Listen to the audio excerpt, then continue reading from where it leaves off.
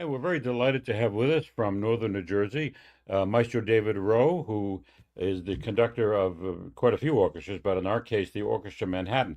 David, welcome. It's a pleasure to have you here. Steve, it's a delight to be here. Thank you for involving me. Now, the first thing we want to talk about is that you were on the stage of the Weill Recital Hall on the 26th, and your orchestra, I believe, is the Orchestra Manhattan, accompanied, I think, about a dozen very gifted musicians. Uh, Indeed, indeed. It was a mammoth program yeah, of so diverse offerings. So tell us a little bit about how you got involved with virtual concert halls and what's it like to accompany so many gifted people in one afternoon or one evening. Mm. Um, well, Steve, I've always had a foot throughout my career, one foot involved with working with young up and coming talent. Hmm. In addition to being the music director of various orchestras, present and in the past. I've been involved in education. Um, I was at Brown University, was the interim music director. I was at Montclair State University director of orchestras for 4, and NYU for another 4 years. So I try and couple Yeah. sharing my experiences and hopefully mentoring um, the next generation of talent in our business. I couple that with, of course, working with professional orchestras. So when I had the opportunity to work with virtual concert halls, I jumped at the opportunity because I liked the format, I liked the vision and the mission that they are aspiring to, and quite immediately that launched me into a collaboration last November with a newly formed orchestra, actually called Orchestra Manhattan, which is made up of top flight professional freelancers from the tri-state area, of the East Coast being New York City, New Jersey, and Connecticut, and maybe a few players sometimes from Philly. We come together for short, intense periods of time and do project-based activities. And here we were, Orchestra Manhattan, collaborating with virtual concert halls. Now, to answer your question of accompanying, well, there's two accompanying concerti and then accompanying young and up and coming talent. It is as many musicians may be listening to us, and you yourself know, the art of conducting indeed is a specialized skill unto its own, and sometimes diametrically opposed to the benevolent dictatorship of a conductor, say conducting a Brahms symphony or a Mahler symphony or the like. It is, you are, I believe, a good accompanist is really at the service of the soloist to provide a well coordinated, literally, accompaniment, which serves more than 50%, I would argue, the desires of that soloist and his or her interpretation of the piece we're playing. So that skill is one of listening. That skill is one of bending and being on, making in-flight adjustments, and a whole host of other supportive skills to make the soloist shine. So that's a skill which is quite unique, and some conductors really don't, not maybe do have that skill or don't, but also sometimes because the skill itself is, as I mentioned, different to controlling an orchestra and leading it through a performance. Some conductors don't like to do it because it's handing off authority, if you like. But I tend to really enjoy it because it is very different from what I normally do, and it's much more of a collaborative mentality, and the art of catching a soloist, and if it's caught well, I get innate pleasure out of doing that. Now, the other part of your question, I think, was so many so many soloists. Indeed, the program had at least 7, 8, 9 performers, I think, if I remember correctly, that evening. 9. 9, thank you, yes. In diverse stroke contrasting concerti. Right. We jumped from Mozart to Beethoven to Prokofiev to Puccini. to composer performer concerti.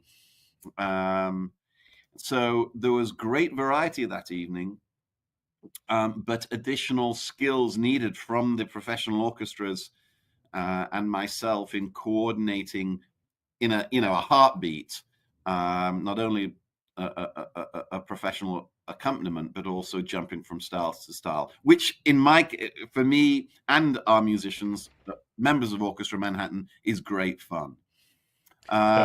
With not much rehearsal time. With not much rehearsal time. As you know, in the business in America, it's an expensive endeavor putting a lot of very fine professional musicians on stage. So we do it in a very, very compressed time, maybe 2 rehearsals. However, American freelance and professional musicians are famed throughout the world as being very quick readers and coming prepared, and secondly, being very, very skilled at reaching a high level very soon. At the risk of bragging from my own heritage, London is also a very good place for musicians to do that as well. Mm-hmm.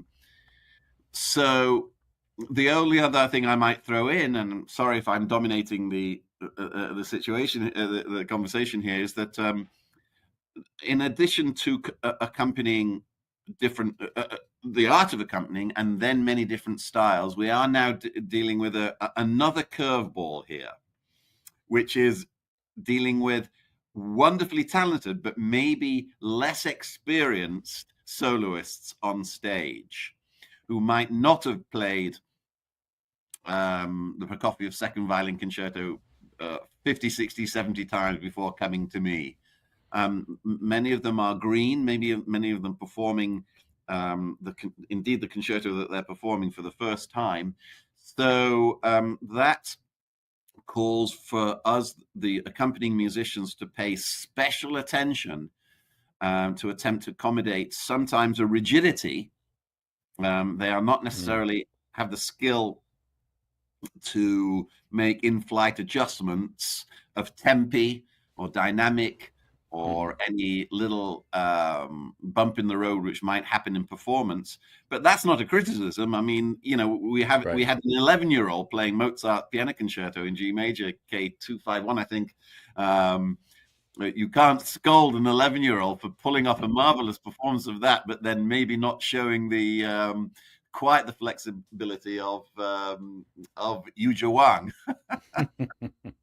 Yeah. So I'm talking too much, but there are many moving parts involved in this unique situation. Maestro, you are the music director and conductor of the Orchestra Manhattan, and we've just discussed your role at this concert accompanying all these musicians, but you also are in recording sessions with virtual concert halls, including a wonderful performance with Stas Venglevsky, the accordion performer. So tell us a little bit about the difference of playing in a recording studio and making records for virtual concert halls. Yes. It's an equally stimulating activity. It's very pleasurable because it's the company, just from non-music, talking of in the non-musical realm for a second, it's a pleasure to be involved because we are really giving a relatively fresh and affordable platform for people to come and work with top-class professional musicians and make recordings.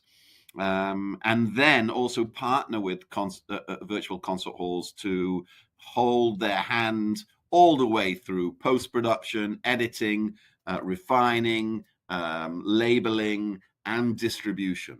And that is a daunting task that can be a very, very expensive and cost-prohibitive process.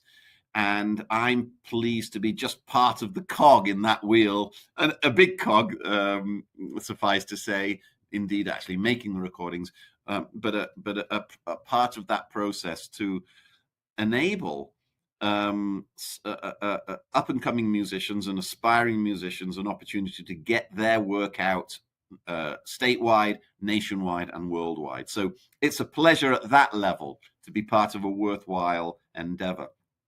The style, of course, of recording as opposed to conducting, on the one hand, it is quite intensive in that once the red button, the recording button, is going, you're in a performance, so to speak. You're live, and so that does have that intensity. And whereas, yes, we can make some modifications in post-production, in post-recording, post-production, it does have that intensity. We have a little more of an opportunity to refine it in going over things again and again. It's another form of rehearsal, but the style is just slightly different. The acoustics are very different, of course, depending on where a live performance is taking place, as opposed to a recording hall.